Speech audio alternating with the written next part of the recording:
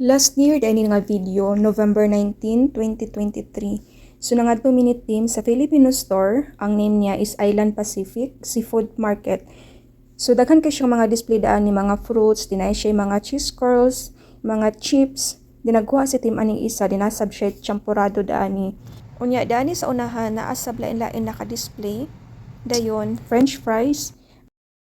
Na siya mga lumpia daan ni, lagin-lagin og klase.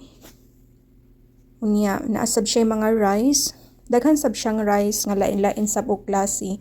Naasab daan ni siomay. Daghan kay kagkapilian diri pero ang ako ang bana apurado kaayo. By the way, daan ni day nga area mga sardinas, spicy og original nga flavor.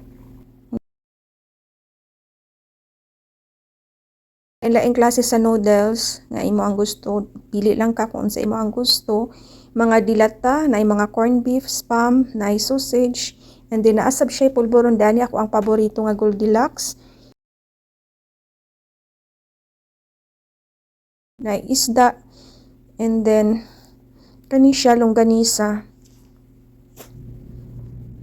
Dayon naasab sila naka-display gikan sa Cebu, mga chorizo, and then sa ubos tapa ug tocino. Daghan kay siya stocks. Dayon daani nga side, mga hotdog, then naapod siya yung mga karne dani naka-arrange siya, na ay manok, naka-slice na. And then sa unahan, naasab siya yung mga pork, daani. Lahi-lahi isab siyang klase nga pagka-slice, depende kung unsa imong lutuon. Then naa siya bangus.